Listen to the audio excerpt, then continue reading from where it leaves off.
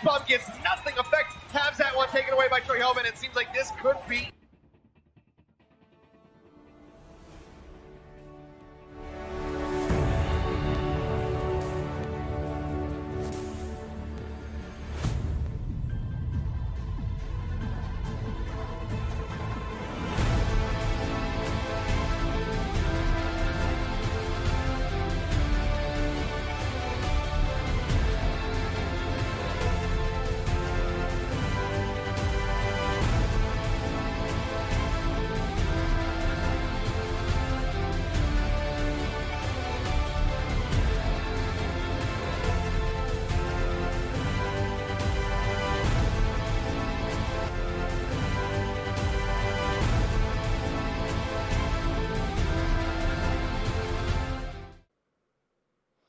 Hello and welcome to the Overwatch League recap, a talk show focusing on the Overwatch League. I am BlazzinBob, and today I'm joined by three awesome Overwatch people. First off, we have Mel coming back. What's going on, Mel? Hi, Hey. I'm here. Then we have I Play Games. How you doing, brother? Yo, how's it going? It's going good. And for the first time on the show ever, but longtime friend, we have Freedo from your Overwatch. Welcome to the show, dude. Hi, everybody. Happy to be on this show. Thank you for coming. All right. I think the weirdest thing is seeing your face as you're talking to me. And not seeing Women always say that to me. gameplay. The weirdest part about you is just seeing your face. I get that a lot. Yeah, fine. I'll go hide in the corner. Hitting again. hard from the beginning. I know, right? Oh. We've met in real life. What are you talking about? It's like, no. I know. This is great, though, because, I mean, I just watched one of your videos earlier, and I was like, it's coming on the show tonight. It's going to be pretty cool. All right, I hope so. It is going to be cool. I guarantee you. Top of the show, I would like to thank our recap producer, Shazir, and also we have a new recap producer, Ridiculous Brent. Thank you so much for joining the Patreon family and becoming a recapper, and thank you so much for supporting us. Also, did we get a new Patreon as well? I think that was our new Patreon. No, we got another one too. Hold I on real missed it. quick, Ooh, and I Patreon. will. I'll look it up while you go. Okay. Ridiculous, man. Thank you so much. Yeah, we just want to thank everybody. I've had some have to tell us they have to, cut back for a while, and that's totally fine. We appreciate anything anybody wants to give us, so thank you so much. We have a new pledge from Resurrect Me also. So just resurrect me, not also, but thank you so much. Thank you. All right, so at the top of the show here, I'd like to start by asking Freedo here a couple questions about him. And I'm going to start off asking a question, and anyone else is welcome to jump in after it asks. So who are you, Freedo, and what does Freedo do? I do YouTube. Make YouTube videos on your Overwatch. Yeah, that's about it. Cover the game. I try to do a big variety of things, really. Like anything that I think the community of Overwatch cares about, we try to cover, and things that we think they should care about, we try to cover as well. Whether it's like important to the community or pro scene, try to make it more mainstream when possible and accessible. So, got my hand in both pots, so to speak, to that degree. So it is, and you're being a little modest here too, because Freedo runs the biggest Overwatch channel on YouTube. Your Overwatch. Super great channel. If you guys have not had a chance to check it out, make sure that you do, because these guys will keep you up to date on everything from meta to changes on the PTR, and they do it in a really cool format where it's very dynamic. You get to see some of their gameplay as they're explaining the stuff, and I love it because it's short and sweet to the point. And I believe you guys release not my episode videos daily. they're all I pretty try. short. I do short. try. I do try. Yeah. yeah. And you guys release daily, right? It used to be. Now I'm shooting for we're doing 5 a week, but that's still quite a lot. So yeah, Yep. tons of content. It keeps you up to date, super current. So great way to follow Overwatch. you guys are too kind. Thank you very much. Yeah, and I think that I think the way you tackle you tackle your videos is very important too. You don't just give your opinion. You start out with a little backstory. You fill in the blanks, then you give your opinion, and you do a lot for the community. And the bigger YouTube channels, I think Blizzard actually listens to you guys quite a bit. I don't. They'll never say they will, but I mean, like, I'm pretty sure they do.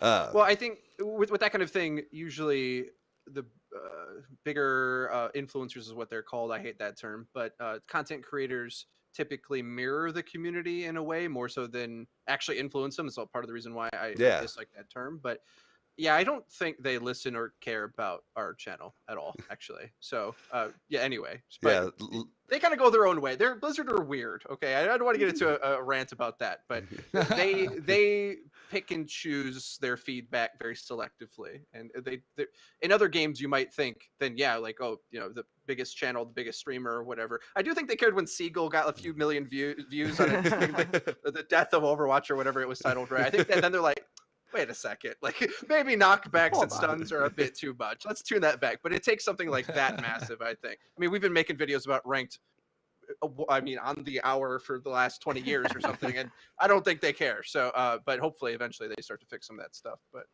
yeah, I guess that's a much more elegant way to put it. Your channel is for the people to try and get their point across to the larger masses, just to try and help the whole community just hear what everybody's trying to accomplish. I think that's pretty cool. So how did you get into the Overwatch League? Because your Overwatch didn't start out very heavy in the Overwatch League, and you've become more heavy in it as of late. Especially like the last half of last year. So how did you get into the league itself? Well, I've been a fan of esports since it started, pretty much. The first thing I ever tried to do on YouTube was StarCraft 2 casting back in the day. If you remember what that was like, loved that game, miss it dearly. Wait, hold on. Not on like G4 TV, right? No, like recording. Back then, the way people would do it is you would get a replay and then just like a normal video that like I would do now, but using the replay system, which we don't have, and it feels like some foreign thing. But back then, games always had replay systems. Anyway, right. So there was like hundreds of commentators who would just commentate random games or popular players, ladder games, things like that. And there's a lot of those guys. And that's originally what I thought I wanted to do. And I didn't do it really hard. After that, I did a lot of other stuff on YouTube between then and now. So I'll just skip to now. But I've always been a fan of esports anyway. So I watched CSGO, really heavy into that scene. And so with Overwatch building up its esports scene, I watched it from the start, right? From the Apex days, monthly melees. I was always into it and seeing how they adapted to the games. I think it's important to teach the mainstream audience who plays it, where it's like the biggest gap between any game I've ever seen, between the way the pros play, like what they assume, like even just how to play a map, for example, versus the community, where it's like miles apart still, even to this day, despite my best efforts to close that gap. But anyway, so that's part of my interest in wanting to do it anyway. I want to know what the best things to do when what's like unintuitive, and there's a lot of things about the game that like I could just take time explaining for hours and hours and hours. And so that's the reason why I got into it. And then as Owl got a bit more popular and, fans were more receptive to videos about it, then we just increased making it. That's about it. So I have a big interest in it anyway, but I also think it's important for the scene that, like, I always wanted to try to help get the casual audience interested in it. That was sort of my goal anyway, and hopefully we've helped do that on the channel. But I really hope, because me personally, like, I've learned so much from watching so much Overwatch League, and I know the average person is not going to watch as much as me doing a show on it, but I mean, it, like, through season 1, I went from Diamond to Masters at it. I mean, a lot of that was just watching the Overwatch League, and I'm even more excited for when we can actually go over VODs with the World Cup viewer, because that is basically what we want from, the StarCraft and Warcraft 3 days. But ancient times. it was, it was. Yeah, And I'll watching say this as Overwatch well. League is super great to learn. I'm sorry, what were you gonna say? Just real quick, the crazy thing about watching pros as well is the massive gap between you and them and how much you actually can absorb. Because a lot of people feel like, well, I can't do anything to like I couldn't have done anything to win that game. Meanwhile, like a pro player is 1,000 times better than you, right? At everything, at every little thing they do is better. So you definitely can. You'll be shocked at how much you can level up, right? And then in order to do something like gold to master, like if you went back and played in your games back in gold, like you would just destroy that lobby, like just walk over everybody, right? I would love to at the go back to time, season 3. you feel like you can't do anything, right? And you feel like you couldn't improve. So it's insane the amount of skill ceiling there is in Overwatch. That's sorry. It's also Yeah. insane. It's also insane how good I think I am at the game after I watch the OWL players play, and then I get in and I'm like, oh yeah, oh Reality man, hits. I know what I have to do.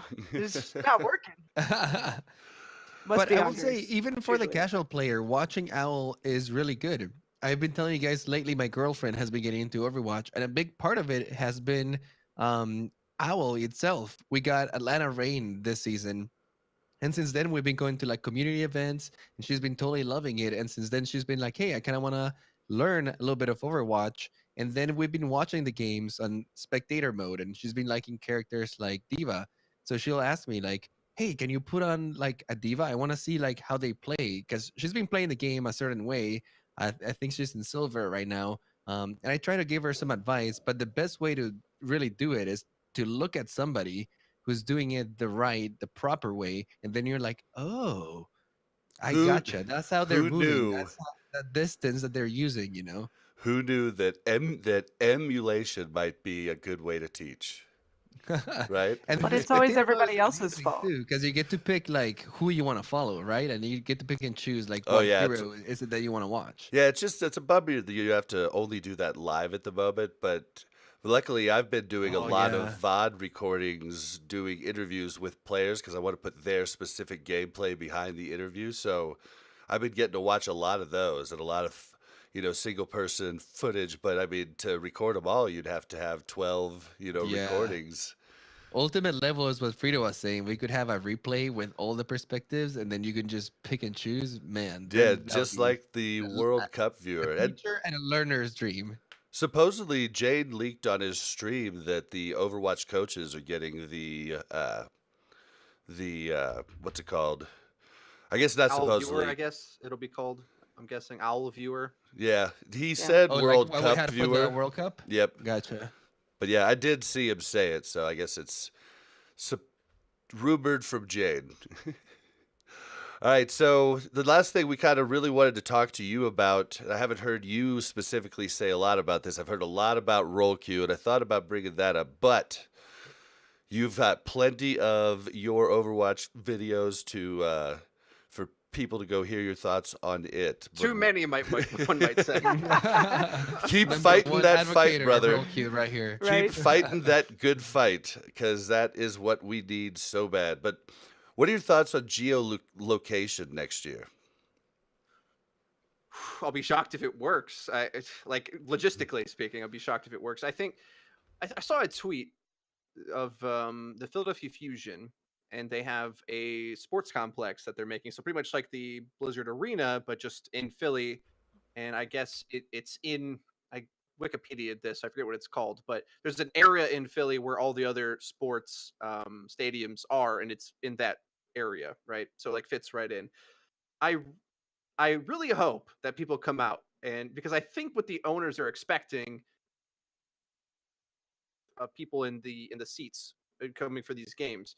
And my worry is at the Blizzard Arena, attendance is shrinking. Like it's looking like less and less. And you can notice this anytime that they pan out in the Overwatch League, where like the camera angles are very distinctly really narrowed down, like at downward 45-degree angle. Don't show the back seats, because some of these games there's not a lot of people in the crowd. And then when it is, then you see the really wide angles, and they take a step back, and everyone's screaming in the back, and the place is packed to the gills. So I hope people come out to this. Like if it was in my area, I would, but yeah, I don't know really. This is their big gamble, essentially, that this is a big hit, and it'll be an institution locally and have form a culture that people will go to religiously.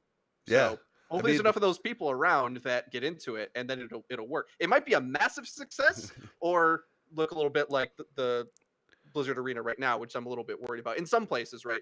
Not every place is the same, but Well, and ideally, you'd want to see that place packed. I think the biggest problem with the Blizzard Arena is there's so many the people that are super into it. Because we've been a bunch too. The people that are super into it are the ones that have multiple jerseys. They're going to it, 2 or 3 times a week. Those are the guys you see in the front row. Like it's just it's just what you're talking about, a whole culture. I think if they're able to see their team play a lot more, I think you might be able to build that even more. I do worry though. It said 4,500 seats. There's 400. 3,500. Okay, well, there's 450 in the Blizzard Arena, and they can't sell that out all the time. But there will be less games there, I guess. I mean, that is a fact. And it's their Yeah. team. Like, you just have to think of that, right? Like, would you go? I'm a big football fan, and I'm not going to go to every football game if they were all hosted at the Chiefs Stadium. Like, I just wouldn't. 4 times a It's a week lot, right? for 6 Like, months. yeah, but I'd go for all the Chiefs games, and you see the arena is much more packed when LA Valiant and LA Gladiators are playing, and you see the people get more into those games, and there's definitely larger fan bases there because that's their home teams, and I think that's what you'll get in an esports arena. But they are going to have to really focus on the marketing of it because you've got to get all these people in that haven't been there already, and you've got to market to other people to hope to get them in. And I think that's why they built it where it is. It's like right in the same location with all the other teams, the Phillies, the Flyers, the 76ers, the Eagles, like all the stadiums are right there, right? So everybody going to those stadiums is at least going to see the esports arena. And a lot of it's going to come down to the local people. Hopefully, teams are reaching out to all of their fan clubs because like Nerd Street Gamers I know does a lot with the Philadelphia Fusion, and like that's just another way to get the word out and get hype about your team because that's going to be Oh, a big absolutely. thing come next year. You're going to want to probably give away free tickets to start in certain locations. Some like NYXL is not going to have to do that, but some teams might. You know what I mean? Just to get a body in the seat. I know NFL games, lots of times TV stations will buy out the remainder of tickets so the game doesn't get blacked out so that they can play it on their TV station. So there's just a lot of different hands that are going to have to be moving to help this become a success. Yeah, although I think that thirst for the games is there. I think that when you saw Owl start, like the arena was pretty filled up, and a lot of people are going there because of the novelty, right? But that has worn off a little bit in Burbank, and the arena is running not 24/7, but it's running a lot. And the amount of people that want to go to the games is limited. So it's a matter of like supply and demand, right? You have a lot of supply right now over there, and the demand is dwindling a little bit. But I know for a fact here in Atlanta, every time I go to these watch parties for Atlanta Rain, every time people are asking me like, "Hey, have you heard anything about tickets when they're coming over here for the home games?" And they haven't even gone on sale. And at this point, I'm kind of starting to worry that they're gonna sell out really quick. And I know for events in the past, E-League has happened a couple times over here, and Turner has broadcasted those matches. And we had an Owl game, or not an Owl, but an Overwatch game a long time ago. It was a Misfits versus Envy. I think like a really old game a while ago, not heavily advertised, and that studio was filled up with random people that like showed up that game to watch it. So I think that people will come out to these games, especially for the away ones.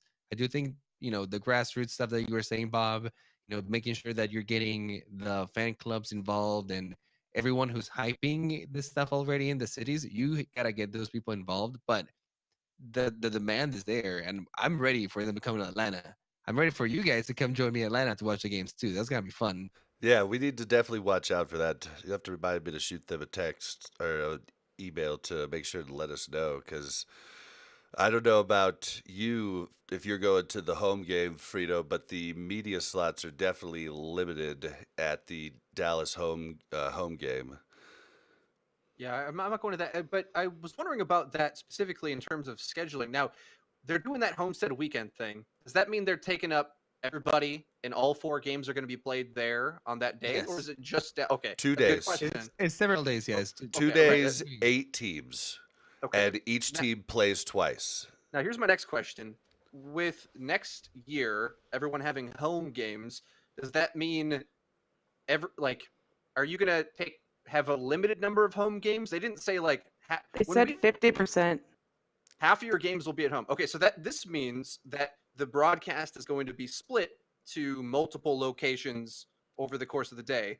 Yeah. And my question is, how the heck does this work time zone wise, right? Because we have right now a few Chinese games usually go later into the schedule, but like if the team playing in China has to play a couple extra days back at their own home, right? Like the jet lag and everything is going to be insane. So I wonder if they're going to reduce the number of games just because of that as well, just to try to give some leeway with the travel, because there are some players that are literally going to be across the world and then in a day or so be right home to play again. I don't know. Yeah. And how does that work with the broadcast as well? Like from game to game, right? So they're like jumping from, okay, now we're in Atlanta and then over here to the East Coast and now we're in China. It's like, it's insane. I don't know how they're going to do it. They did Logistically, say it's there a would challenge be, for sure. yeah, they did say there would be like you'd go on little sweeps, like a West Coast sweep or a, China sweep or an East Coast sweep, right? So like you could technically play like a game in Houston and then go play the next in 2 days in Dallas, and then that's your week, right? Mhm. And then I think for them doing different broadcasts and different time zones, I just think they're going to have to figure out different schedules. It can't be the same schedule. And who knows, maybe they'll happen at the same time, because I mean that's how most sports are. Usually there's not just one football game on or one basketball game on, right? Like usually Yeah. there's more than one based on where you're at, and I don't know how that works for the league, but I do think that it's something that could get us away from these wishy-washy fans, right? Which I'm not a huge fan of. I want people to commit. Wishy-washy fans. Wishy-washy. Yeah, they're like a different team every day. It's like I play. I play jumps Called out. around a lot. Listen, I just Atlanta enjoy for good life, baby. gameplay. This season you've been better, but last season you weren't. But last Something- thing, they oh, also okay, go did ahead. say, Nate also said that there would be more breaks and that they would make sure that a team doesn't go like overseas and then come back and play right away. Like Which they brings up wouldn't a do that. whole nother issue of like how many games ahead is this team going to be from this team early on in the season. I guess later on won't matter as much, but it'll always matter during stages. Will they even do stages because they might do like divisional playoffs, and they might restructure the divisions so they're closer together regionally, which was the whole reason sports came up with divisions, and they play them the majority of the time. And then you'll get to see diversifying, at least I would think you would get to see diversifying metas in the different regions, which would be kind of neat when they go up against each other. Be kind of rough, but The only thing I'm worried about is when you talk about splitting streams and having multiple streams or maybe multiple stream channels, that's because they do that with TV because there's different networks involved, right? Whereas they're competing against each other. Whereas on Twitch, you would rather all the viewers come to one stream at one continuous time. That's the best way to control engagement on Twitch. they still could, though. If there were multiple games going on at the same time, then it would be like your Overwatch League all access. You would just click other feed, like right within the same Twitch channel. So it'd just be like changing from camera to camera. If they could do that, you could, it'd be kind of like watching the NFL Sunday Ticket, where you could just have 2 games on, like right here, or you could have just 1 game on, or you could have 3 games on. I mean, they could I'm do still it. What I planning on see the making, problem red zone coverage. with having for Overwatch League. multiple, yeah, red zone would be awesome. But what I see the problem with is talent, casters that can actually cast the game at the Overwatch League level. I mean, they need to really start helping contenders casters hone their craft, because they might need a whole lot more casters. And that's, I would say, a lot of the excitement of the Overwatch League is how good they are doing the broadcast, and the production team and talent have been spot on, especially to start this season too. But anybody else have Totally. anything else to throw in? Or would you want to move on to news? It'll be interesting. A lot of hard decisions for them to make on that. Like I get excited when you start saying some of these things. I'm like, oh, then we could not have to watch 50 hours a week to watch all the games. We can watch some of them at the That same would be time. nice. Like that sounds like a great idea, but at the same time, I know from a business standpoint, I think that weakens some of the strength of like the sponsorship reach and things like that. So I don't know where they're going to weigh in on that. So we'll just have to wait and Yeah, see. But they would it's have an to exciting be. prospect. They'd have to be finding local sponsors. That's what would make that possible. Local commercials on Yeah. local channels and stuff like that. I think that's why Nate's pushing so hard for TV. It truly hurts my head to think about all the logistics that go into this and like how many things are so complicated. So I'm just gonna think optimistically and think they've got it all covered. Well, Mel, you have the Fusion Arena and the Nerd Street Gamers in the notes here in news. Do you want to just like hit the highlights of that, and we'll just move on? I mean, Yeah, I we mean really talked about a lot of it.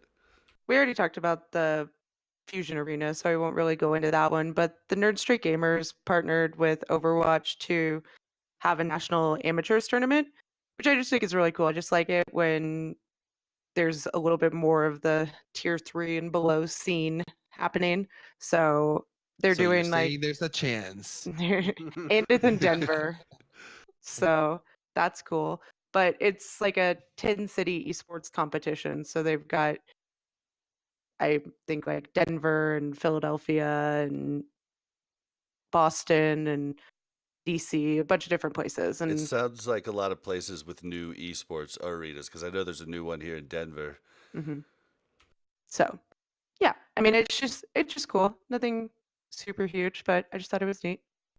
So this weekend, Saturday and Sunday, the broadcasts were on ABC, and there was a lot of fun stuff going on. There was tweets, there was debates, there was really bad games on Saturday, and a really good game on Sunday. Like, do you think this was a success or a fail? Whoever wants to go first, jump in. I think it was a pretty good success. I think Overwatch League looked good on TV. Like I think if you tuned into it, it fit. You know what I mean? Some people were, a little bit not as kind to it. There was a lot of internet noise on Twitter and Reddit. People that were a little upset of having video games on their TV. But having said If they're that, on Reddit, they're not upset about having video games on their oh TV. no, there were people on Reddit. You would be surprised. But that being said, I think that the production was great. It looks like a finished product, and with the sponsorships there and the ABC logo, I think it looks super legit. I think that the contract will keep on, and I don't know. I don't know how it looks on ABC side, but obviously it looks appealing enough for them to be like, hey, let's try this out. Who knows how the numbers have looked at on their end, and if they're gonna keep doing it from now on. But more and more channels gonna keep picking up on this, and it reaches a demographic that right now TV is craving. They are like losing all the people that are like that age to Netflix, to Yep. YouTube, and you have to get some sort of programming that will get that generation back into it because I mean that's the most coveted generation right now. People who are in like their early 20s to 30s with disposable incomes and ready to watch all this content.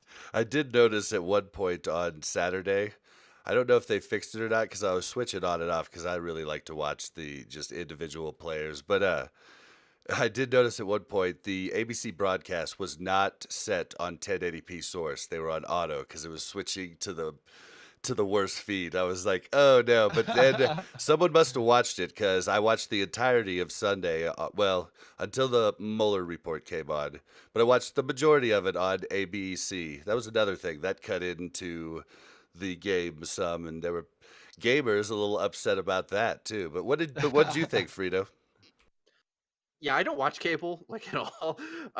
So this is not my world. I did definitely see a lot of the tweets and stuff. It's hard to really know what what anybody ever thinks online because anything written down typically is a negative response. So the biggest indicator of whether it's a success or not is if it would continue to see numbers. Like if people stop by, saw like, oh, this is kind of cool, and then maybe it's on again at a regular time instead of just kind of randomly popping up, then they can start to grow it, and that's like what was said earlier. I think Mel said like that's what Nate's looking to do, right? To get the consistency there, and then you start getting the local ads to pop up for Jim's hardware store or whatever sells ads nowadays. But so I look forward to it. I think it's a good thing, but for me, it makes me a little squeamish because like I kind of liked having all of this in my own little world online, and now we have to force our way back into the normie world. It's like I came here to get away from that. Like I guess we have to in order to like diversify it. But like you know what I mean. Like I kind of like being on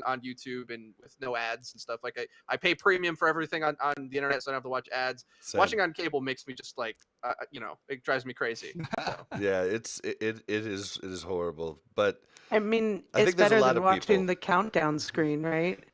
I don't know. For 2 minutes. That tells The me music exactly keeps jamming. how long I have to go do something else in the other room. Exactly. So, I mean, that's not horrible. I think there's a lot of people that think the way you do, Freedo, and kind of thinks this is our thing. Like, how dare they put it on TV? I think there's probably a lot of people with really strong opinions, whereas yours is kind of making a little bit of a joke. But I'm pretty sure there's lots of people that really are upset about it. But Mel, you wanted to talk about. We watched it with a bunch of people that had never seen it, 3 people that had never seen it because they just happened to be Right. in town. Right. So we had some friends over. Before I get into that, I'll start off with I think it's really cool that it was on ABC. I think there was a couple things that I would have liked to see. I think the fact that there was no pre-show on ABC was a struggle because I think the pre-show is kind of where it sets you up and gets you to help you understand what's coming. And Yeah. I didn't like the fact that that wasn't on there, and the after show wasn't on there either. I think the scheduling nightmare that we've been incurring all season was there for the finals as well, right? So they had a block of time on ABC that they were scheduled for, and on Saturday, it was like 1.5 games because they were so short instead of the time they had blocked out just for one game, right? So then That's it cut another really off. hard thing for Overwatch League because the times are so volatile, right? You can't like estimate like an average time because some matches are like an hour and a half. So matches are like 2 hours and 20 minutes. Right. So I think that's something that's going to be a big struggle on TV, whereas it's not a struggle on Twitch. It's not like Overwatch League has something coming on after on their Twitch site. So that's something that I think they'll have to work out. And I know the same thing happens with football games and things like that, but they'll extend it for a football game or they'll switch it to your local game if that's what's on next, right? But I just thought it was interesting. And it was also on at the same time as March Madness, which is probably going to show less numbers than maybe we would have gotten if there wasn't a huge basketball tournament going on at the same time. But it's probably a cheaper spot, so it's probably a better. As a Maybe follow-up, step. what'd you guys think of the best of 7 or how they called it first to 4? Think it was too long, or you think it was worthwhile? Apex has always done best of 7, I believe, and so many of the most epic Apex tournaments went the full distance to 7 maps. In fact, I believe someone said Lunatic High, which was the Seoul Dynasty, who is the Seoul Dynasty now, originally when they became champions, most of their map wins came at the end of that best of 7. So they came to be known as champions in that way. Same thing you could say maybe with Vancouver here, Runaway.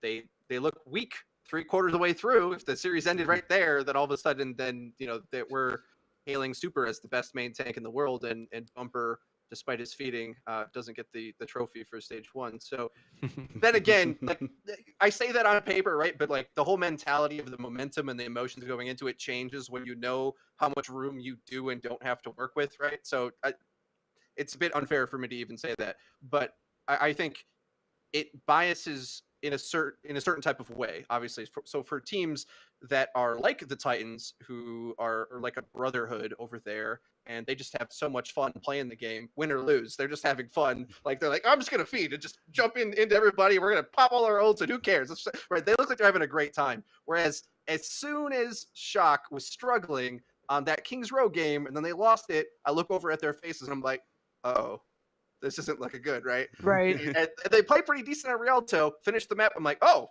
finishing the map on Rialto? Well, they win.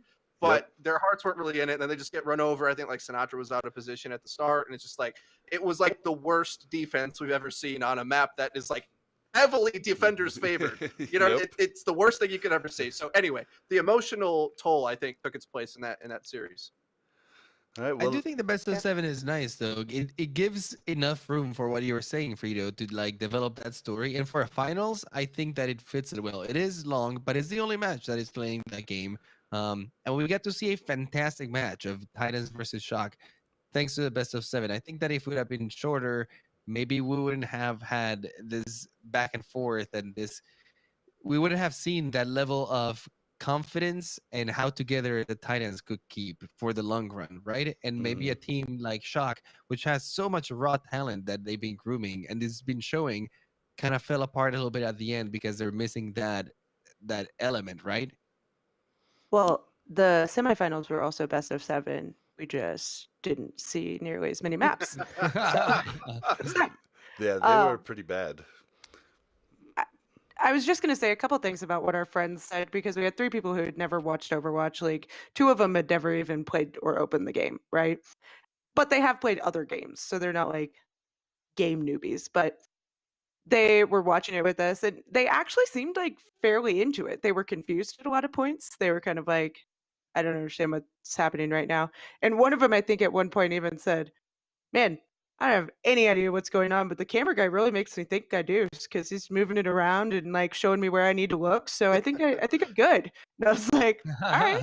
I think that's good. To be fair, there are times that I don't even know what's going on, and I've been watching Overwatch for like 3 years. I think like halfway through, one of the guys goes, so it seems like anytime the girl with the pinkish hair like dies, it's just everybody follows fast after that. And I was like, it's a very astute thing you just said right there. That was a great observation. You just summed up the GOATS meta in one sentence. I was like, have you thought about playing Overwatch? You've watched for an hour and you know what the GOATS meta is about. Good job. No, but I think they were confused on certain things that make sense on why they were confused. Like the map score, like I always look at it and I understand, right? It's like 3-2, 2-1, and then it says like 1 and 0, right? And they're like, I have no idea what just popped up on the screen. Am I supposed to know who's winning right now? And I'm like, they're like, how did they just have 3-0 and now it's 3-3? And I was like, okay. Some of the map switches can be confusing because I've been like, showing it to people who haven't watched it as much before, like my girlfriend. And at first it was a little bit confusing because she's never played any of the maps. So especially like when they go back and forth in Anubis and they're in like the 6th round and they're like, wait, I thought that they were winning 3-0. Why are they 3-3 now? And like that part, I think it is a little bit confusing. But the more and more Overwatch becomes known to like the public and stuff, I think the less we'll have to deal with that. It's kind of like it's spreading the knowledge. When we first started playing the game, we were kind of like that too, right? Like, wait, what's the rule set again? Do we go again next round or? Well, and when I first started watching traditional sports, I had the same thing, right? It was the same type of learning curve. Like I didn't automatically know what was happening on the football field, or that, they had 4 downs to get to the first down mark. You know what I mean? Like I didn't automatically know those things. So yeah, it is or a you're learning watching curve. soccer and it's like an offside. People are like, wait, what? Why is the game stopping? It makes no sense to somebody who's just like first watching the game, but after you look, I like, still have no idea. Okay. There you go. And then once you get to understand a sport or anything, it starts to become entertaining on a next level. But I think even for people, that's the whole point. Like they were like entertained for 3 hours. And I mean, we were talking and stuff too, but they were entertained for 3 hours and never wanted to turn it off something else. So I think that's a win for the league, definitely. For sure. I guess with that being said, just the last thoughts on this. What are your guys' thoughts on the broadcast kind of dumbing it down and giving a lot more basic information during the games? It didn't feel like that much dumbed down to me from what they normally do. I think it's not that dense of a production anyway. So yeah, they did go out of their way definitely to explain some mundane things, but it happened so quick that it just felt like they jumped right into normal casting for me. So even for someone as nerdy as me, it didn't like get back to the hardcore analysis because they didn't really do that anyway, right? In the Watch Point they do a bit more, but generally speaking, Overwatch League, their direction. Here's something, a little side tangent, but sometimes on Reddit you'll see someone complain about like the lack of depth that they go in, but a lot of those guys on like Sideshow actually really understands the game, Monty as well. Yeah. But they explain it in a much simpler way anyway than like even I would in a video, right? So if when they go into their own platforms, that's when they really start to take their time and let explain things in more depth. But the general direction always is more mainstream anyway. So And I think it has to be, especially if you're broadcasting on live television to people who've never watched this game. You can't get into like super complex topics and use a bunch of acronyms and just throw all this stuff out there, because you'll be talking almost in a different language. People who are watching that broadcast will be like, "What are they talking about? Right. Goats? What the hell?" So you have Kind to of be a sport little bit is more this? broad. Yeah, you have to be a little bit more broad with that kind of broadcast. So I'm okay with it. Cool. Yeah. Well, the games this weekend were not the most entertaining. Honestly, I think most weeks in the Overwatch in stage one have been more competitive games, like quite a bit. But I don't know if that's nerves or what. That's just my opinion. But let's definitely talk about Dynasty versus the Unstoppable Force NYXL. Not This so took unstoppable. everybody by surprise. I This mean, was a big everybody. surprise. Who It wants ruined to start? everybody's bracket. Don't lie. Anybody that picked Soul was just crazy. Yeah. Mushu Beef actually did on Yeah, Behind His Mushu. Podcast Yeah, as he well. was on the show he last week believed it. and predicted it. Yeah, I mean, The Oracle. yeah, I don't know. I think, in my opinion, NYXL choked in multiple ways. Like, here's the way I would explain it, right? If you guys remember, they played Seoul earlier in the season and won 3-1. The one map they lost was on Numbani, where they held on defense, looked like they were set up to win the map easily, right? They only got a couple ticks. Then they go onto their own attack and would go up top on Numbani high ground and try to poke out. Then they're like, oh, wait, we're not an aggressive team. Regen. And then they would try to do it again. Oh, we're not really aggressive. We wish Jonek got a pick by now, but he didn't. So we're going to regroup again. And then all of a sudden there's like a minute left and it's rushing. And then they're trying to get on the point. It's like, oh, and then Seoul wins, right? That's the entire series in the playoffs, right? It's like that. So that like skittish, like, what do we do? There's a Sombra. Oh, we're ready to trance. Jonek's hacked. Well, I guess we're all grabbed and dead. It's like, they couldn't pick up the pace, right? And they never made the adjustments it took to stop the Sombra from wrecking them in the ult fight. And Jonak, I don't know. I haven't looked at it in enough depth to really figure out who I want to blame for him dying all the time. Like, is it him? Is it Meko? Is like I don't know. I can't really say. But he was just dead all the time. they were just bending heaven and earth to try to go get him, right, and kill him, which sounds like a pretty good way to beat NYXL, right? It's like the game plan finally. And I got to say this. So last year, their coaches looked clueless. Like, they're putting out different rosters, taking Fleta out. Jae Hong's the main tank. It's like, what's going on? And when I see them come out, here's the crazy thing. This B team loses to the Shock 3-0 off stream to go play NYXL. Why would you ever think that they would then beat NYXL? So then the B team goes out there and their passive style beats theirs. None of it makes any sense, right? None of this should have happened at all. But like the coaches apparently now have like level. I know they're different coaches from last year as well, but they've leveled up to the point where this like counter picking meta game with their rosters looks like it makes sense all of a sudden. And in my opinion, I don't think all of that like roster swapping has ever looked like it's been majorly impactful from our side of things. They'll say like, oh yeah, he's got a different play style. It's like, I think he just wants to give that guy play time. Like, yeah, that's what I think most of the time, right? Whereas this, it looked like it was actually tailor fit to dismantle the slow poke style that they had. So usually it's he's got a different play style and you're like, yeah, I know, it's just not a good one. So why are you using it, right? Like, because you never win when you put him in. Yeah. Huh. The Janice example, I think, is probably the best for NYXL last year. And when we talked to Fleta after the match, he said that team showed more. He couldn't put it into words well, but like played better on Koth, and so they actually picked that for them. And I mean, he could be lying, but I don't see why he would lie about that and not just say, "I don't know, it was a coaching decision." You know what I mean? Like it seemed like they actually had found that they were just better on Koth. I mean, I feel like in this meta, Koth is such a different style than any of the other map types, right? Like, there's so many different things that can be run on Koth.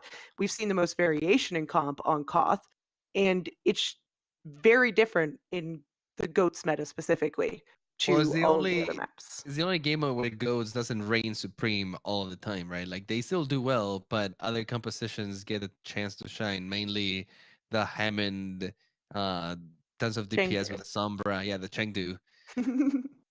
I think that Freedo hits it right in the head though. Like I think that NYXL was so unsure of themselves. Like they didn't know if they wanted to deal with the Sombra or they wanted to deal with the front line, and that indecision like really cost them. And Michelle, you gotta give it to him. Like that guy was doing an amazing job on the Sombra, getting under their skin and being like a huge nuisance. And his ability to jump from Sombra to Diva and just play both of those spot on. I think that it's really leveling up Soul Dynasty. It's interesting, yeah, the combination of coaches and the players that they found. I was loving his gameplay, and he was definitely the player of the match. Like you just keep seeing him in the kill feed. The caster was just going insane over all of his plays. He took over that match basically. Well, Yeah.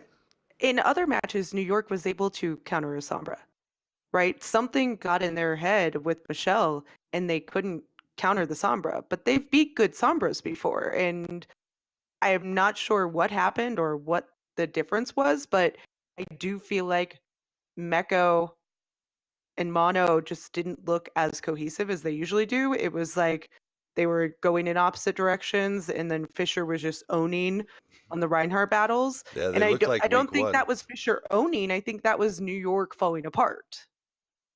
Yeah, agreed. The thing with Sombra is that it's been figured out really how to beat it, and you manipulate her translocator, and even if she's behind you, really, as long as you W hard enough, the Sombra team they just have less firepower overall. Like if you play slow, then it starts to look good because then it's like it counteracts an ult or gets a key hack, which sets up something for them. Against Sombra Vancouver, has I don't think it matters. They'll just Yeah. W anyway and keep Wing until you're all dead or we're dead or somebody's dead, right? They don't really care. But against New York, it worked better, even though, like you said, like they've countered it in the past. But I think Seoul also looked a lot better on it and more precise on like they just always were finding Jonak. There's a point where like he's trying to hide like way out in the distance and that doesn't work, and he couldn't get away from it a lot of times, and he would manually hack him a lot of times so he couldn't trans, which was huge. Yeah, I that's a think very good Jonak point died. though about Sombra teams. If you barrel into them, then Sombra might be on the other side of the map and in no position to even help with the fight at all. And so New York's slow style, it makes a lot of sense. Like the Sombra was able to just pick them apart. Get so much value, yeah. What are you saying, Mel? I think Jonak died like 3 more times than Ryu Jaehong, like in total. There's a And few more than that. still, no, like Oh, 3 times the amount. So like 10 to 30 type of thing, right? I Yeah, thought it was 11 like to 35 double. or something like that. Oh, okay, Yeah. was it? I believe. Yeah, that's what I saw at the And the he's end. still on Zen, I out think. damaged. Yes, on Zen. And You he's have to still out remember damaged though, and out healed. Jonak Ryu Jaehong. played more minutes on Zen, and they did say that in the broadcast. I wish they would have put the per 10-minute stats because I would have been interested to see that. Yeah. It But- was just Yeah, funny. also their fights are so organized that like the second they die, like the fight stops. So, both sides are not dealing any damage after that.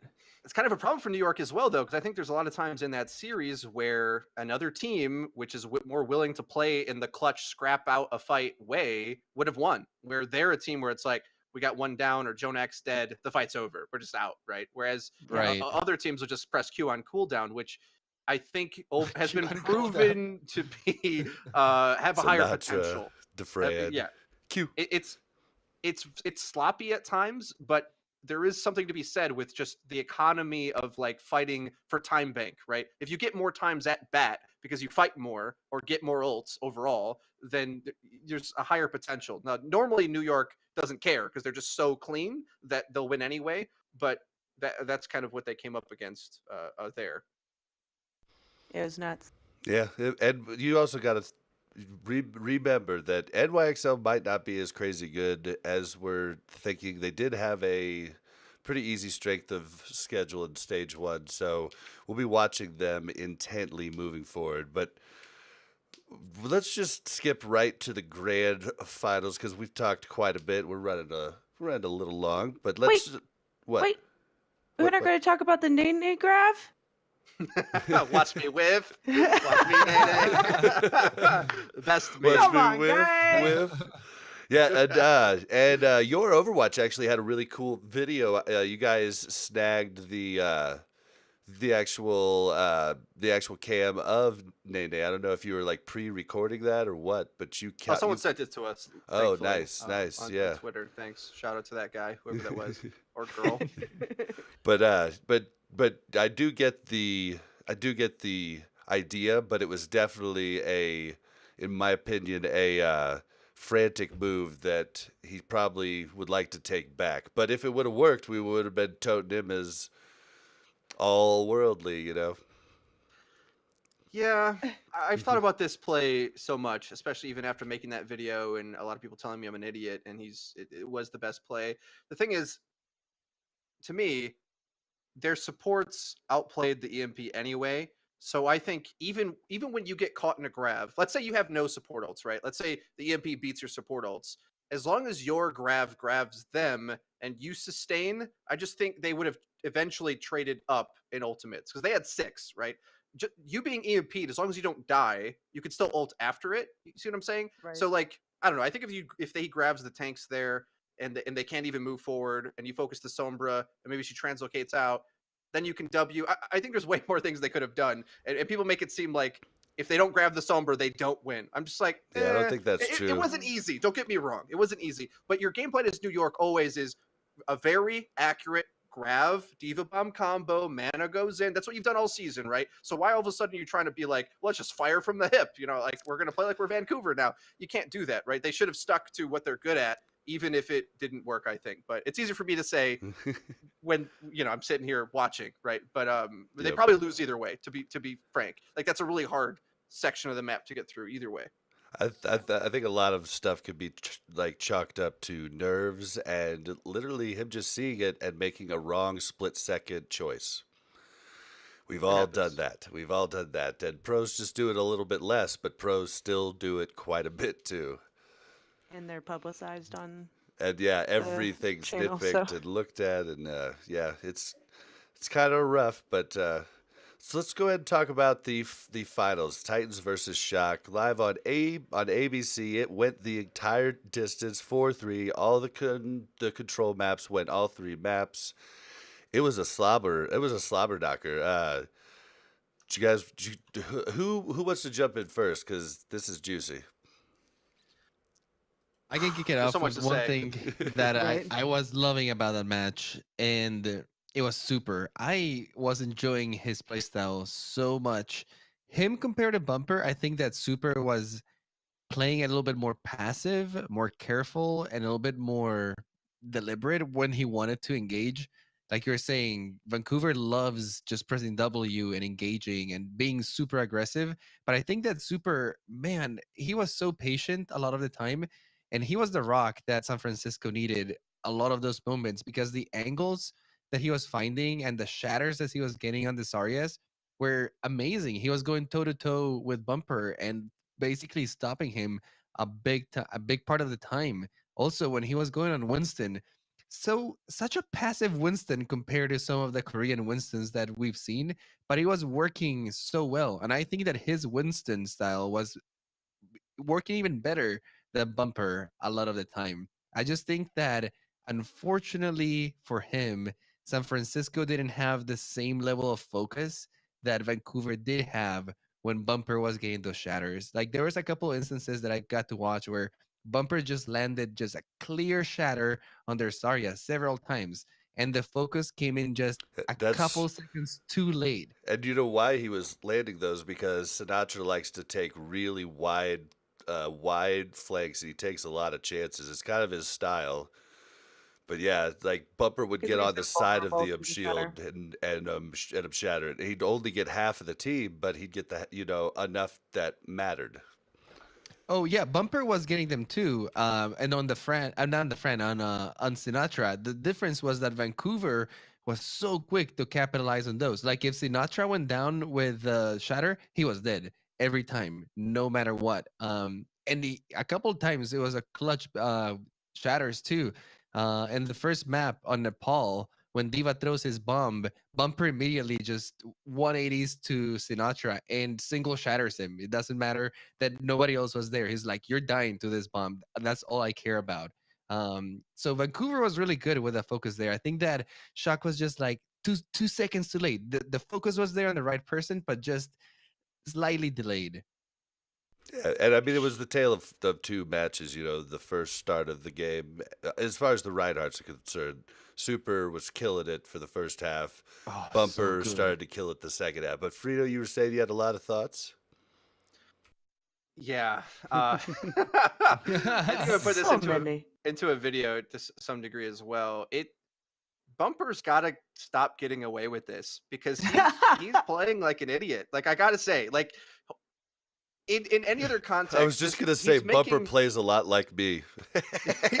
He's playing in a way that should not win you championships and should not be representing the best team in the world. But it does anyway, because I think it's like he psychologically gets in your head where you just think he's going to play like a maniac the entire series. And then right at the end, those last two maps, all of a sudden, he's blocking shatters. Whoa, hold on a second. Wait. He's holding just- S. He's holding, I swear to God, this happened against Chengdu as well. I saw it's just like a flip. Just he switched it on, and he's like, I'm not going to feed anymore. And then the other team's like, oh, you're going to feed, right? And they're like getting ready to pounce, and then they don't, and then they whiff. It's like some super duper reverse psychology rope-a-dope that he's doing. It looks like anyway, and it works in the end. And all of a sudden they're just demolishing. So his cheeky shatters where he hides just crack me up, especially when he gets caught.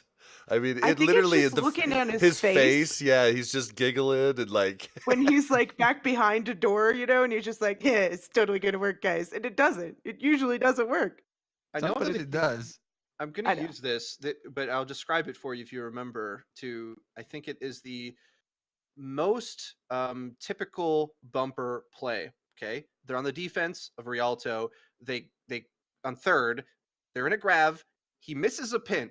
Side note: Bumper's missed a lot of pins in that series. Okay, like setting up mechanically, just following up on grabs. He missed a lot. Misses this one. He goes up those stairs to the right side. There's that bridge, right? All on his own. The enemy team gets out of the graph.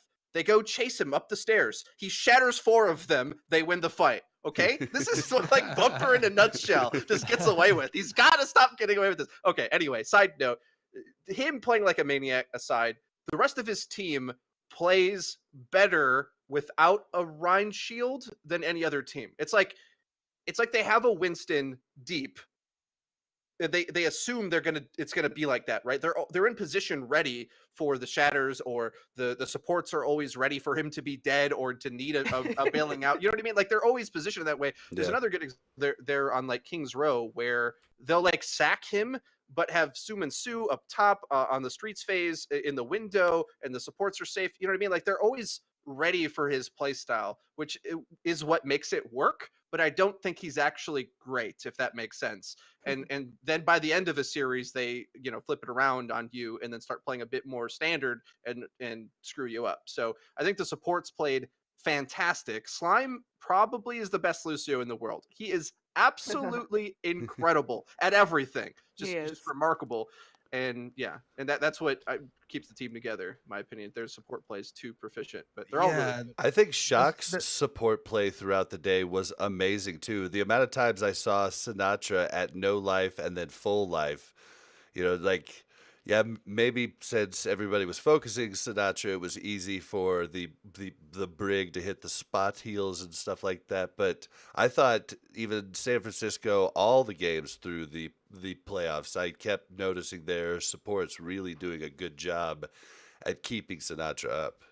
Yeah, San Francisco has definitely stepped it up. I think Moth has been playing a fantastic Lucio as well, being able to keep up with the enemy Lucio and also setting up a ton of plays. Like Bumper was booped so many times at clutch moments. You were mentioning that he was missing a lot of charges that match, and I think a big part of it was because of Moth. Moth was just on top of him constantly that match. And I wanted to talk about Haxel. Haxel is so aggressive, and I think that he chooses some amazing moments to be aggressive because he knows that Bumper likes getting up in there, and his team is really good at saving Bumper like last minute. As soon as Bumper is about to die, the shields come, the Brigitte burst heal comes, and he retreats. But if you notice a lot of the fights in that match, the second he retreats, sometimes Haxel just like goes straight into it.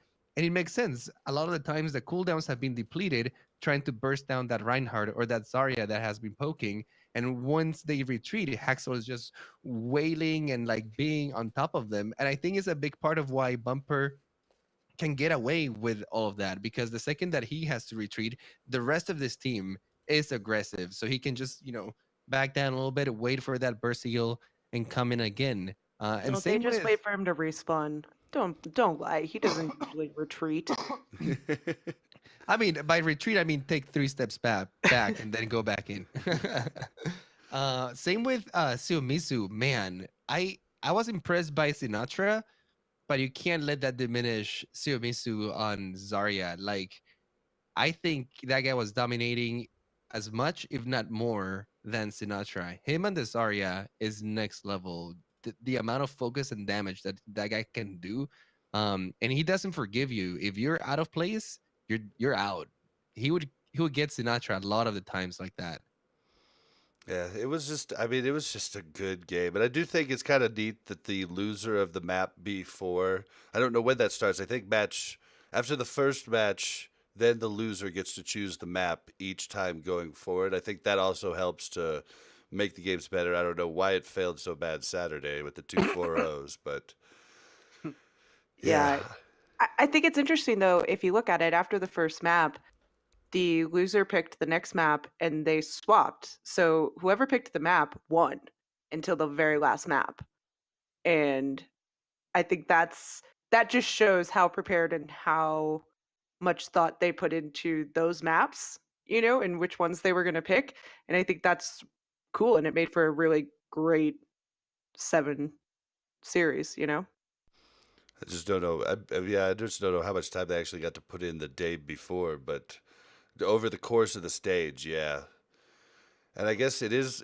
I wasn't a real big fan of the 7 games because I don't like it like increasing the amount of games in the playoffs. But my argument for that used to be that the traditional sports don't do that. But we did a little research this weekend because we were with a bunch of sports fans watching, and they're like, "Well, basketball does it, baseball does it." I was like, "Oh yeah, I'm only a fan of the NFL, so I guess that's all I really know about." But yeah, I thought it was cool. I thought that I mean, just on a human level, like Super's face when they put the camera on him right as they ended. I mean, I felt so bad for him because he played his heart out, and I mean, He both played so well teams. too. Yeah, you could say both teams deserve to win. Like everything came down to the last minute, and even though um, the Titans finished the map in record time, that first push, it still was really close at the very end. So I think that I think that they definitely did the finals right. I'm hoping that as it goes on, the entirety of the stage finals is more exciting. But Yeah. it was definitely good at the end, which is the most important in my opinion. I know we already mentioned this a lot, but like the composure of that guy, Super, like it was just amazing. You don't see that like that often. Like he didn't make almost any mistakes that match. If you look at his play, it was just so solid all around. And landing shatters against a team like Vancouver is not easy. He was in the right location at the right time so many times. Like that guy needs to be proud of himself right now Mhm. because man, he played really well. Well, and I think both teams, like the way that they played was so much different than, like Freedo was saying earlier, with New York, where, one person dies, they're out. Like, how many of these matches were you just like, how are they still in it? Why are they using that ult? Oh my gosh, they're gonna Yeah. win it! Four Like, what just happened? four Like, on 6, and Vancouver decides to take it. I think it was Zen, Zarya, Lucio, and maybe Brig. And they decide to take the fight to 6 of them. This was early on, and I think I forget think it was in Nepal. the first Rialto, was it? Because they played Rialto twice, right? Oh, I was thinking of one that happened on No, they Nepal. didn't play. Okay, it was the match before that Vancouver did that then. But yeah, But because yeah, I it's just remember it on nuts. Rialto. It was just nuts. They looked like they were using ults really poorly, and then there was a play in there. They knew people were coming back, or they had the ults to get the people down that they needed, and it looked very scrappy, but it was exciting to watch. Yeah, Goats is complicated because since Zarya levels up and your ults come so quickly and they're the best ults in the game, basically, the man disadvantage can get toyed with a lot, which is weird that NYXL doesn't seem to know that, right? Like, or they just think, well, Jonak's our best player, so if he's dead, we're just gonna regroup. But realistically, if you have space, right, it doesn't really matter if you're Lucio or Ryan's dead. If your team has angles, right? Like there's so many different, like as a checklist, like a flow chart of, do we have angles on the enemy? No, we're shooting into a Rhine shield. Okay, leave. But if you do have angles, then maybe you can focus and get a kill, or keep pressing W and cause a chain reaction of explosions and craziness, Right. right? And all of a sudden start pulling it back. So the best teams do that, and Vancouver, with their incredible chemistry and teamwork, are able to do that the most often. But I will say that the heartbreaking thing about the Shock is that for a while there in that series, it looked like they conquered their demons with not being able to pull out clutch plays. There was a ton of clutch situations where exactly what you're saying, they're the ones coming out on top in that situation sure. where, oh, we're going to go toe to Mhm. toe with you, Vancouver. And oh, yeah, we are going to make this super complicated Goats play and pull our resources over here and sneak Sinatra out the last moment and figure out the resources and win. So a lot of those maps early on in the series were won that way. But it's heartbreaking to sort of see the old Shock reveal itself. And like the last 2 maps, the one that I was always worried about, that they just start to fall apart a little bit when the pressure's on. So yet again, they're still that team, even though we all know, well, you weren't that team for like, however, a couple hours there. That was a long Right. time. You playing really well. And it just a few moments on those last maps lost you the series. So hopefully they, conquer that again. Because let's be honest right now. And if any Shock players listen to this Vancouver team was runaway, and they lost many series in best of 7. Remember I was talking about Apex a while back at the start of the Yeah. podcast? Well, they're the team losing in those situations, right? They got second place like 3 times or something in a row at Apex or whatever, out of the 4 or whatever, 2 or 3 times they got second. So, they're used to that, and a lot of these players, they've hardened from that experience. So you just need to see a guy like Super get more times at bat to be ready for it. Right. Yeah, And you could see it in their faces too. Like you were saying earlier, like Vancouver was always smiling and laughing, and San Francisco, just like San Francisco always is, if they're winning, they're happy. If they're losing, they're tilted off the face of the frustration earth. sets in. Yeah. They did have a lot of explosive plays though. Anubis comes to mind. That map was all about that explosiveness. They basically almost lost that map on point 1 until it was Choi Hyobin, the Diva player. After they were like 3 people down, he just goes on into the roof, gets a kill on their Diva with the mini Diva before she gets in the mech, and Yeah, I then remember kills that 2 now. people with his bomb. And then off of the back of that, they just rush point B and basically cap it back to back. It was like from losing the map to never mind, we're in it and we're in it strong. Right. Yeah, I had to explain, like, when that play happened, I was like, okay, did you see that? So, like, if he had killed that Diva, a second later, she would have had this big take mech thing that, like, would have helped her live a lot longer. And it was like, I mean, it was just perfect timing. But Yeah, he killed it there. let's, And as oh, sorry, go ahead. Real quick, as you say, like everything's at a razor's thin edge, right? Where they get all those kills quickly, so that means they can snowball. Whereas if Diva gets her mech, they probably don't win the fight, but she jumps on point, you have to kill her, and her team comes back, right? Then the snowball can't Right. happen. Whereas Right. because she did die right then and there, they're on point as they respawn, which is a huge difference. Yeah.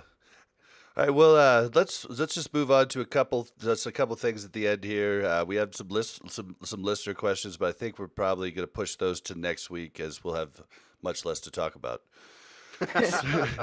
So matches start April 4th, 2019. There's going to be a week-long break here, so make sure you show up to Omnic Lab game night to join our Discord. That'll be Friday night.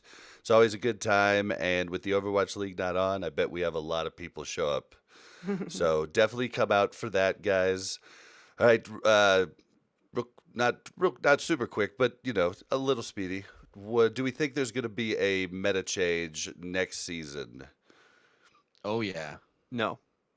You don't think so? You think it's gonna be all goats again? Well, I don't know. They did just buff Junkrat again. I think the problem is that you can pick Brig as a DPS. That's the biggest problem. And the Lucio nerfs are nowhere near good enough to be like, we can't play goats. It affects Rhine more than Winston. You can still play Winston goats a lot of the time. Having those, all the ults and goats are too good. The synergy of goats is too good. I think the problem is the play style it permits, not so much like the fringe power level. It's going to be really hard to get the fringe power level like tuned down a bit. It just kind of doesn't matter. It's like, we have Lucio. If you don't, we're moving faster than you. There's moments where that's going to matter. I think there's Junkrat and Ashe got big buffs because they both have serious boot potential in the bunker comp, so they'll be strong up against dive and goats. But the standard comp, I think at least half the time is going to be triple support, and maybe not Rhine, Winston if you have to, but it's going to be more than you want it to be, I think. But it would be map dependent. I'll have to look at the map pool to What do you think of Hammond coming in? Because I think he's looking particularly more appealing just based on these changes, right? Being a little bit less staticky and being able to be more mobile. We've also seen things like Chengdu use Hammond and sometimes even just a single tank to great success, even in the GOATS meta. You think he'll have a little bit more of a place? You say great success to great Not great success, entertainment. but It was definitely Yes. entertaining. I loved it. I don't know how to some success. I mean, watch Chengdu versus Seoul, for example. Watch that match, or watch them versus Dragons. I think they didn't win a map against either of them. So yes, you can play these off meta strats and catch somebody on a sleeper game where they're not paying attention and didn't practice for you or something. Yes, but I don't know. I think the overall GOATS is still incredibly strong, unfortunately. Hammond is good as an idea. The problem is with ult economy, really, that you start to realize, and cemented this for me, because I was definitely like optimistic about GOATS not being meta even in this patch. But as it turns out, the economy of how you play the game, as I referenced earlier, the amount of fights you can take, the way you play the objective, all of that is really biasing GOATS really hard. And any other comp is much more prone to counter picking, messing all that up, where you're on the wrong comp, they're on the right comp.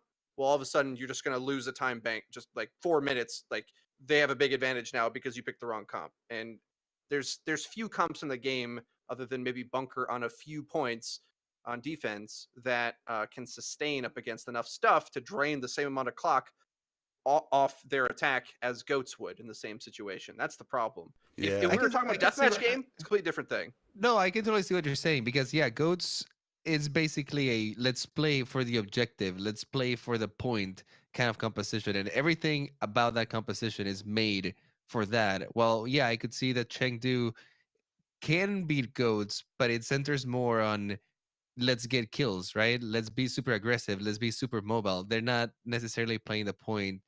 So I can see what you're saying. Like, even though those compositions have a time and place, as long as you're playing or the game of Overwatch, GOATS does have the edge in those cases. Yeah, I think You're just if gonna anything, outlast. well, if anything might change it, I mean the boop changes. Basically on certain maps could deter GOATS because there'll be so many people in one area and booping into the well, stuff like that.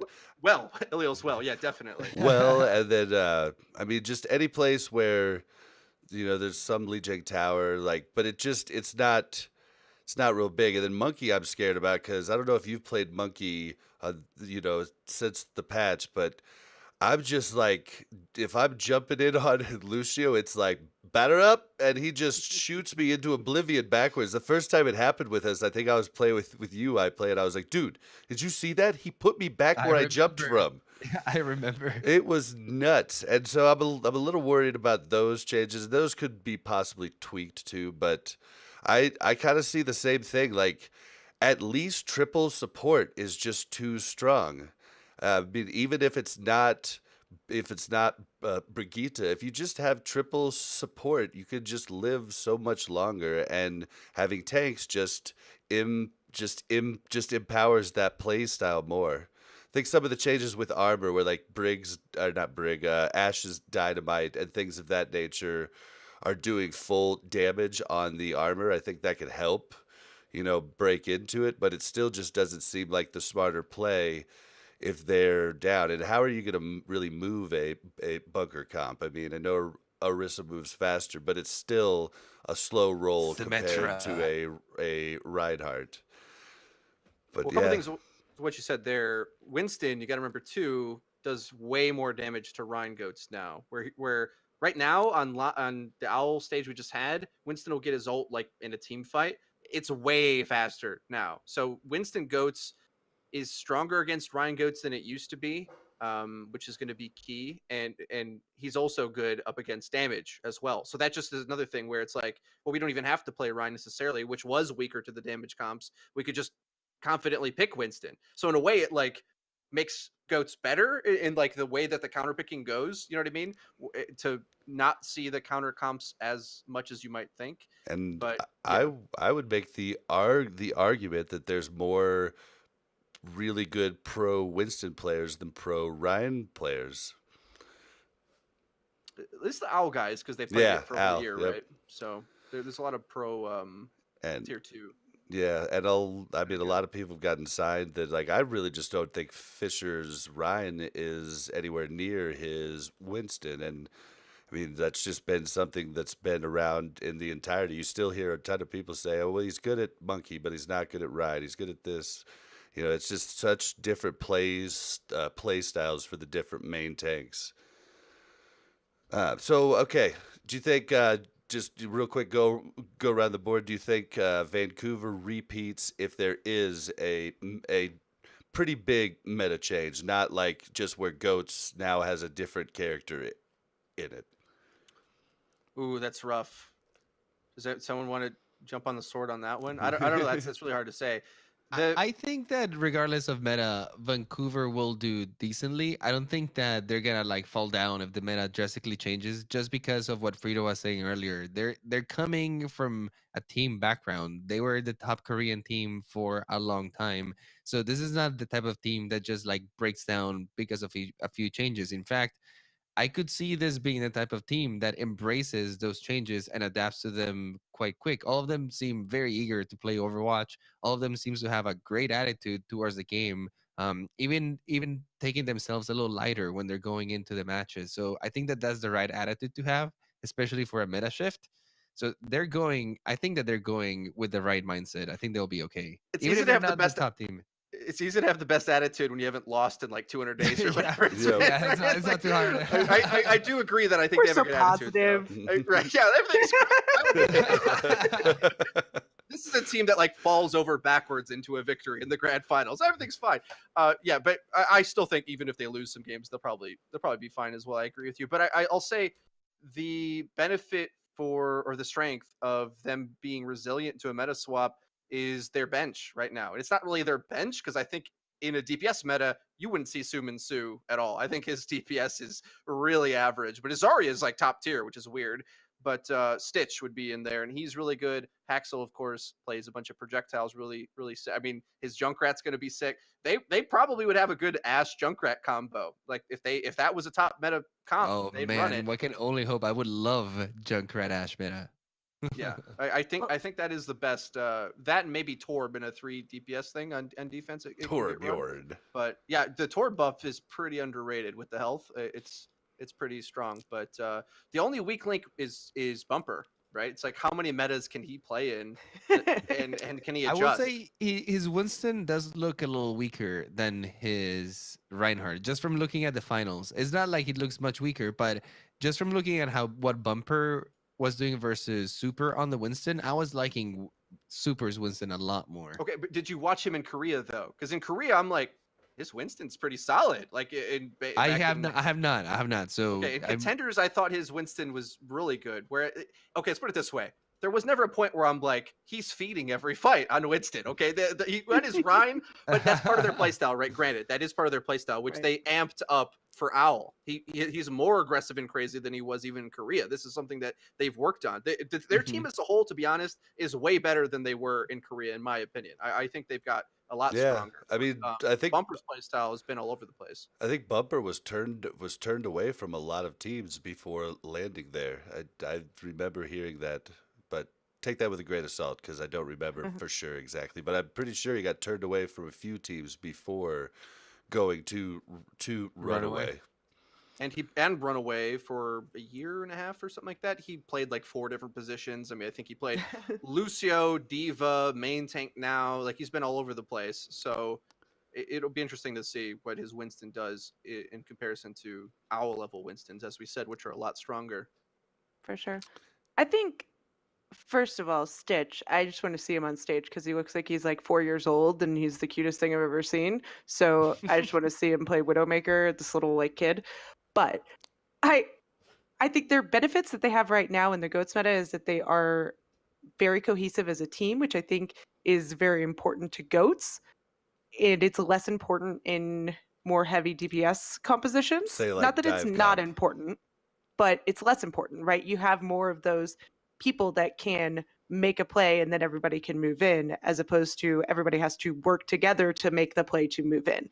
And so I think they could get outplayed by other teams that do have those rock stars that maybe their communication was lacking a little in the GOATS meta, but they've got the people to make those plays in a more DPS centered meta.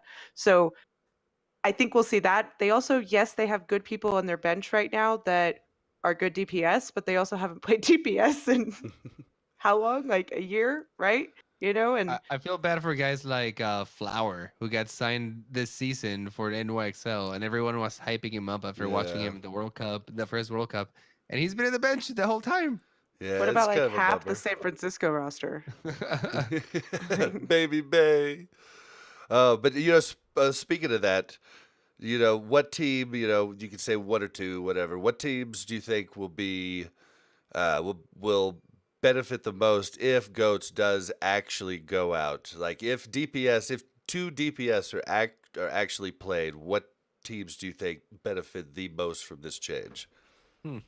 It's hard because do you mean like a what fluid DPS are we talking about? Yeah, right. Like a double sniper dive or like a fluid one where like pretty even distribution. I don't know if we've ever seen Let's just that, pretend Nate Nancer comes out tomorrow and says, "Yo, dudes, stage 2, 222 lock. We're gonna try it here in Al first. We'll have it for you later in comp."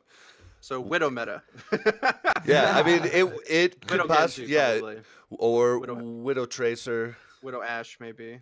Yeah, that's a good point. If you can't play Brig as a DPS, maybe Tracer's back all of a sudden, which is something that Oh I God, shudder to even think again.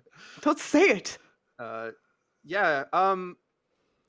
Here's the thing. Like, I want to answer this question and jump in and be like, oh, the fusion, but I don't actually think DPS are coming back in a big way, so it's hard for me to get behind that kind of thing. That's why I definitely coined it as what if, Yeah, I think NYXL has a bigger room to grow when DPS come back because they have, first of all, Nene is a sick DPS, but they have, Nene, Libero, Sabiobi, and Pine, Pine. right? So like they Flower. have, and yeah, I don't And count Flower. him, but yeah, Flower's pretty good too.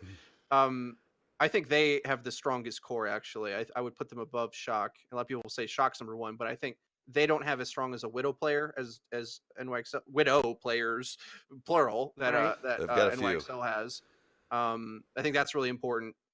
Anytime we're in a DPS meta, I think you look to a few star DPS roles like who's good at Pharah duels, who's good at Widow, who's got a Genji, and that's about it that I think is staying top tier. They're Yeah, mixing Ash and Fusion's pretty Hanzo a up there bit more. too with EQO. He Yeah. fits into all those roles too. He's such a great DPS. I'm so sad that he's Oh, me too. stuck in Brigida jail. One of my favorite DPSs to watch. He's the guy I toted last year as the best DPS in Overwatch, specifically because he could change off so much. And I just like to troll everybody that said it was Carpe. But Yeah, I think he's trying to get traded to Chengdu.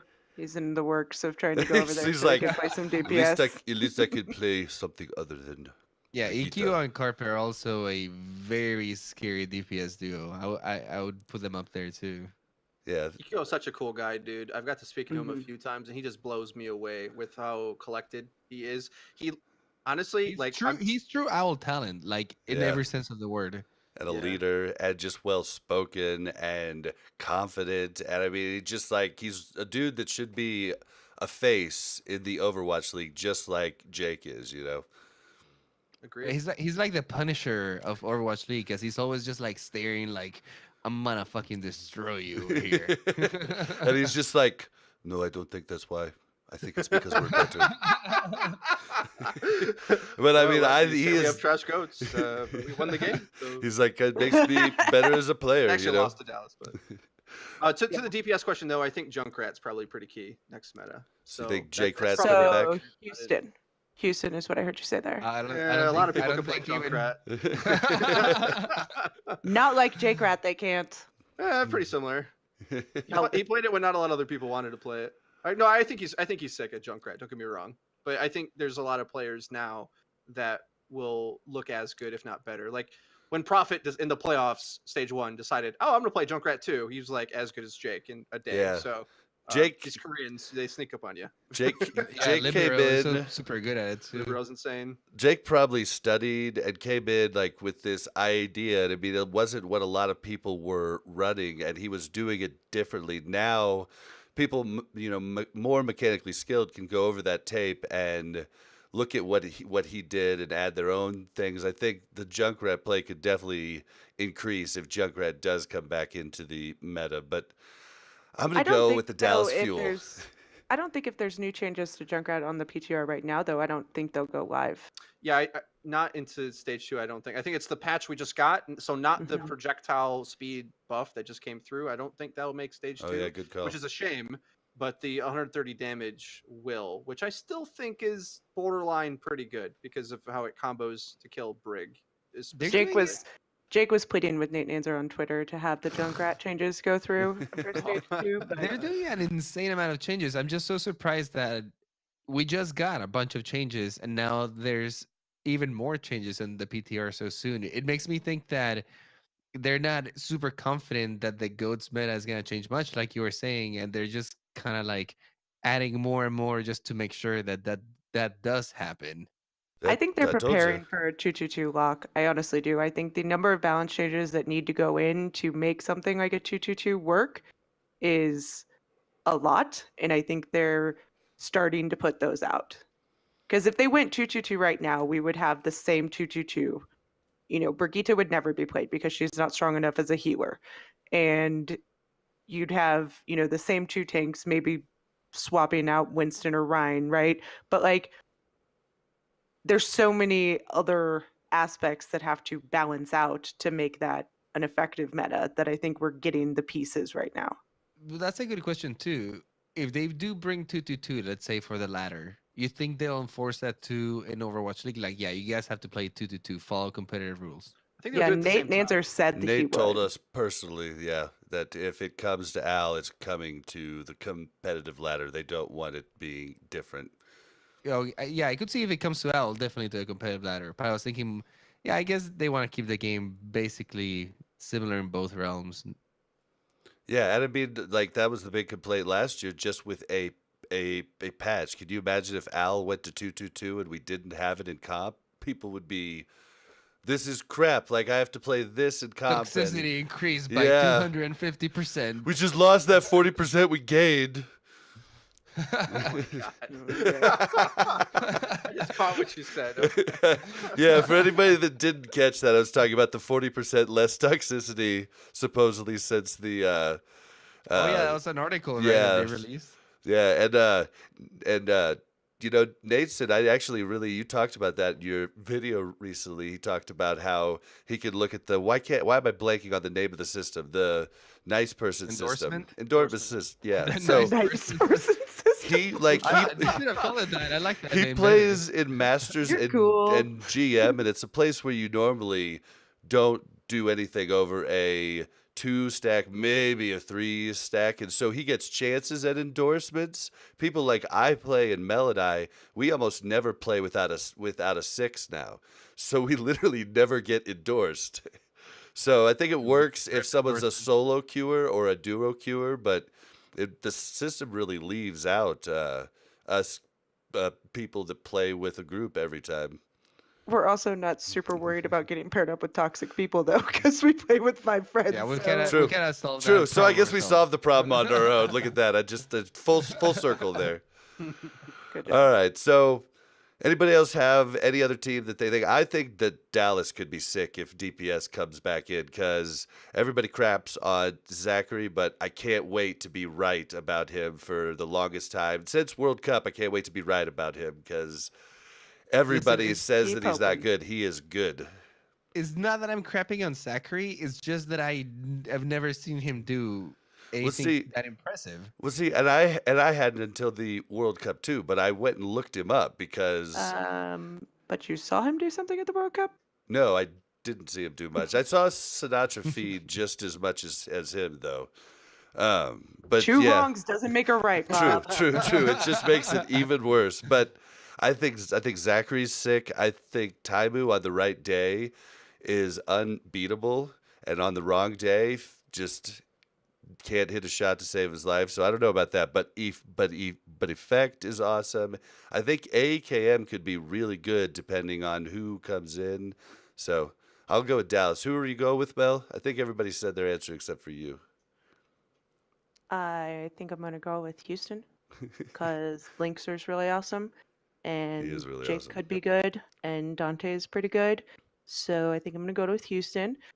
I think to counter the San Francisco thing that everybody's saying, I think San Francisco will self-destruct if DPS comes into the meta. Oh yeah, Because because they're gonna have so many they people have fighting over. 9 people, on the bench trying to play DPS, and once they pick who's playing, the others are gonna rage.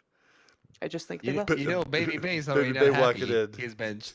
Yeah, Yeah, and I I don't think Bay's Baby Bay pursuing his plays modeling either. career. He's fine. He's like, I'll take the Oh. paycheck while I get my modeling done. All right. Well, we're gonna lose into closing on the Baby Bay challenge. So everybody, yep, okay, yep, there we go. Clip it. But oh, sorry, I just lost my train of thought there because that made me laugh. All right, so Pick'em leagues has that? I didn't even look. Did that update yet? Did anybody see?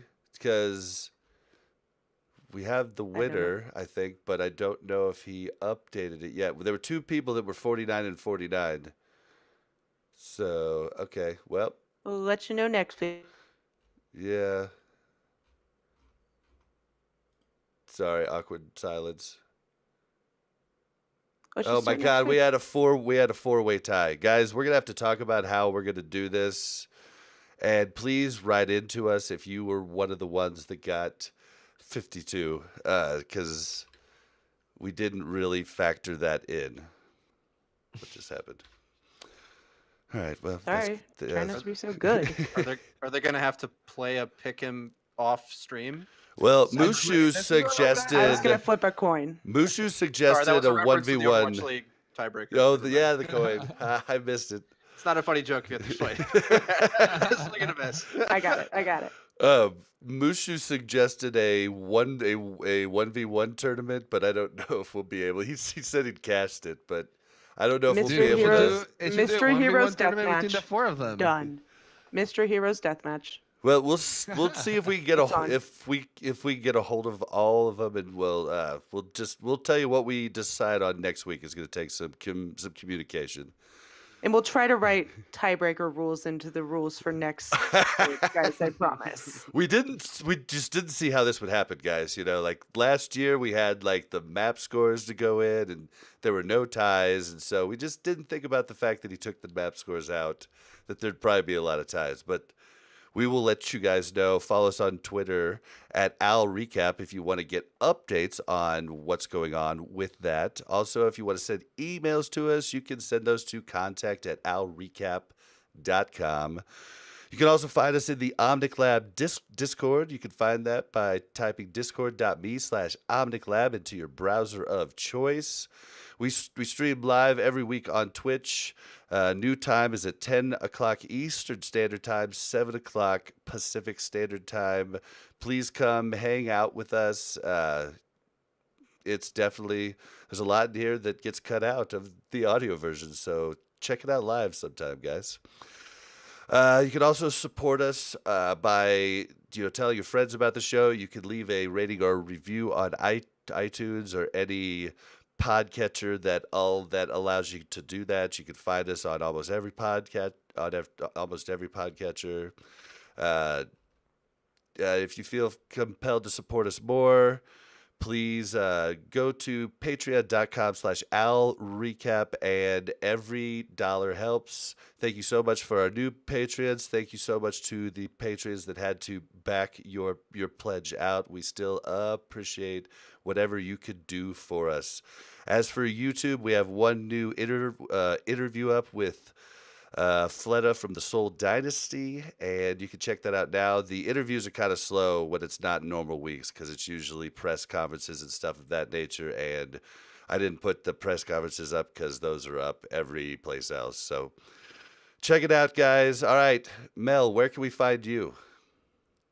You can find me on Twitter at MelOverwatch, or you can find me talking about General Overwatch on the Cavalry.